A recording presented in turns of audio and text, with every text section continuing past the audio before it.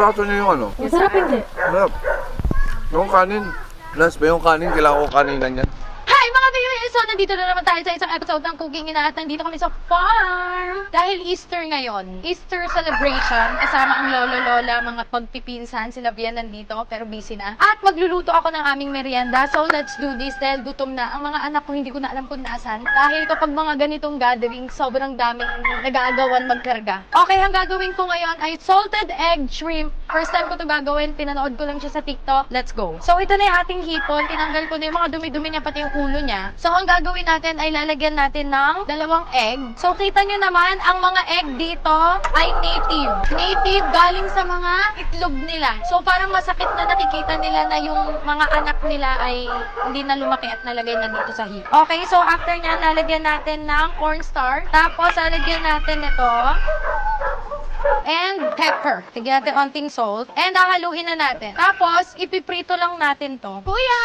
Kiss mama! Gusto mo nito shrimp? Ay, hindi na dyan. Dito lang tayo sa labas. Okay, palabas na. Tulog pa eh. Sabi mo, Dada! Sikidlat! Dada!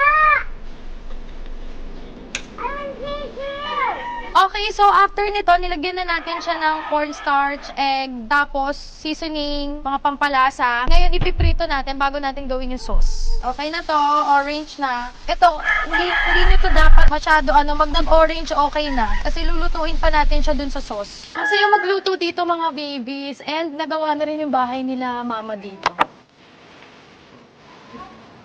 So, dati, ito yung una naming gagawan sana ng bahay na kaming pamilya. Ngayon, since kami mauna, parang nalungkot kami, umanap na lang kami compound. Pero dito yun, ito yung lupa naming magkakapatid. Dito yun. So, saka na siguro kami magpapagawa pag nakaipon na, tas sabay-sabay na siguro kami. Gusto ko kasi kapag mga gantong gatherings, nagluluto talaga. Feeling ko, dagdag feels na family trip na. Kahit hindi ako nagluluto, basta may nagluluto. Gusto ko nung ganong feeling. Yung parang may nagre-ready. Parang nakakadagdag siya ng saya, yung may naghahanap. Dapat iboboiled ko pa yung mga ulo. Kaya nga lang, wag na. Okay na to. So, andito rin si Viensters. Tingnan nyo. Siya naman, sa kanya nyo mapapanood yung pinaka nangyari ngayong araw. Ako kasi dito sa luto lang. So, abangan nyo sa kanyang channel kung ano mangyari. Kasi paghahanapin niya ng itlog yung mga bata. Okay, so guys, nandito na tayo sa sauce. So, lalagay tayo butter. Pagkalagay ng butter, ilalagay na natin yung egg. Asan ang egg? Yung dilaw ng egg. Ito pala. Ilang egg yan? Ayan, yung ating salted egg. After ng salted egg, lalagyan natin ng